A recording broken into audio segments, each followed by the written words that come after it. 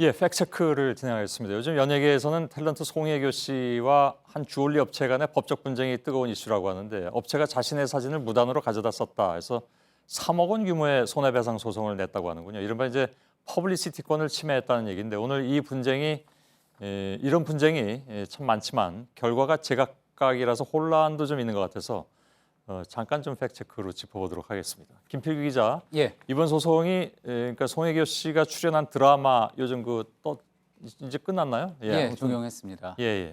그거 관련이 있다면서요? 그렇습니다. 최근 종영한 이 드라마 태양의 후예, 이 드라마에 이제 제이모 업체가 자사의 목걸이와 귀걸이 등을 PPL, 그러니까 간접 광고 협찬을 했던 거죠. 예. 그러면서 드라마의 이제 몇 장면을 따서 지금 보시는 것처럼 이렇게 자사 홍보용으로 사용을 했습니다. 예. 근데 이 송 씨 측에서는 이건 사전에 협의가 없었다, 권리를 침해당했다라면서 소송을 냈고요.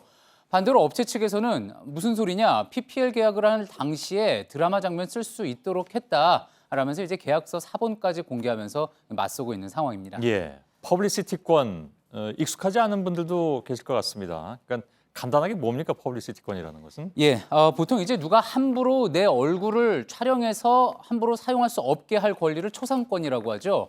퍼블리시티권은요, 좀 더 상업적으로 접근을 해서요, 그 얼굴뿐만이 아니라 자기 이름, 목소리, 그래서 그 사람임을 보여줄 수 있는 이미지를 통해서 경제적인 이익을 나만 얻을 수 있게 한 그런 권리를 말합니다. 예.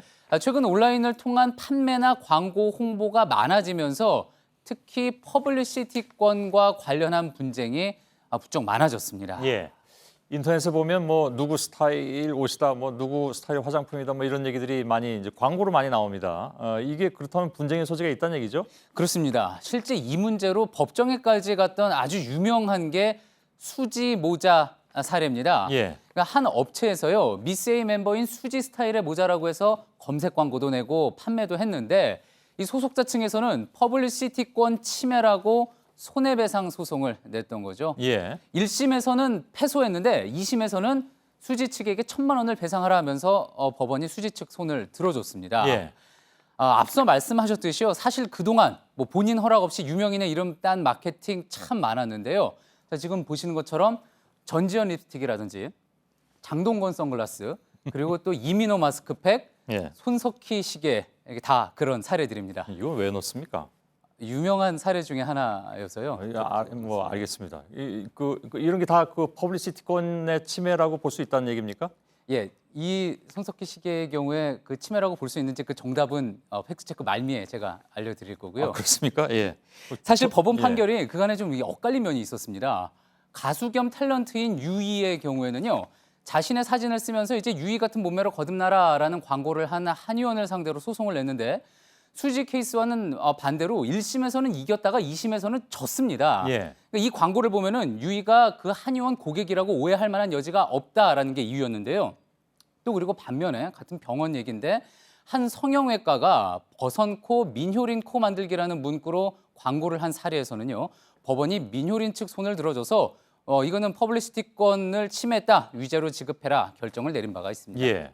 좀 왔다 갔다 한 셈이네. 기준이 모호한 것 같은데요. 그렇다면? 예, 그런 면이 충분히 있고요. 근데 이 퍼블리시티권이라는 게 1953년 미국 연방항소법원에서 처음 인정된 권리입니다.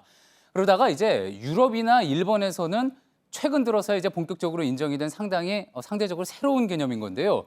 이건 우리도 마찬가지여서요, 지금 이 법조문에 퍼블리시티권이라는 용어가 명시돼 있지는 않습니다. 그렇다면 과연 어떤 판단 기준이 있는 건지 전문가에게 들어봤습니다. 예. 최근 판례들을 분석해 보면 하급식 판례가 대부분 판례가 없으니까 최근에는 거의 이렇게 판결을 하고 있습니다. 뭐 이런 걸 보호해 줄 필요성은 있다. 그런데 법이 없다. 명문으로 규정이 없다. 그러니까 보호 못 해준다. 이렇게 지금 판결을 계속 하고 있거든요. 예. 아직 이 문제로 관련 재판이 최종심까지 간 사례가 없다는 거군요. 예, 그렇습니다. 대법원 판례로 얘기하기가 힘들다 이런 얘기인데. 예, 그렇습니다. 자, 그래서요, 예.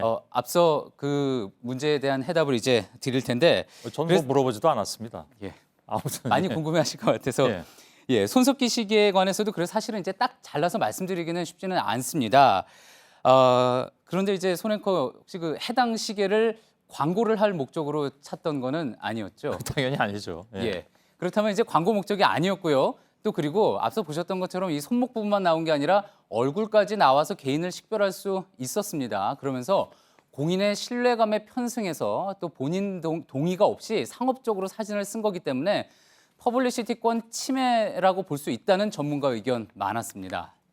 자, 아무튼 이 관련한 분쟁은 지금 점점 많아지고 있는데요. 그런 거에 비해서 명확한 기준이 없는 만큼 또 관련 연구와 논의가 시급하다는 게 많은 전문가들의 지적이었습니다. 예. 제가 소송을 걸 수 있다는 얘기인가요? 그러니까 결론은?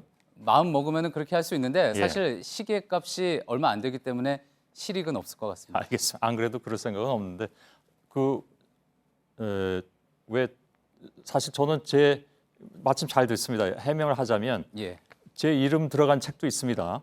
한 2개 정도가 나와 있는 걸로 했는데 전 모릅니다. 그러니까 그런 것들도 퍼블리시티권으로 한다면 할 수도 있다는 얘기를 듣긴 들었는데 아무튼 이게 굉장히 좀 첨예한 문제이긴 맞는 것 같고요. 제 허락하에 제 얼굴이 들어간 책은 팩트 체크밖에 없습니다. 잘 나갑니까? 예, 많이 팔리고 있는 것으로 그런가요? 알고 있습니다. 알겠습니다. 김필기 기자였습니다. 수고했습니다.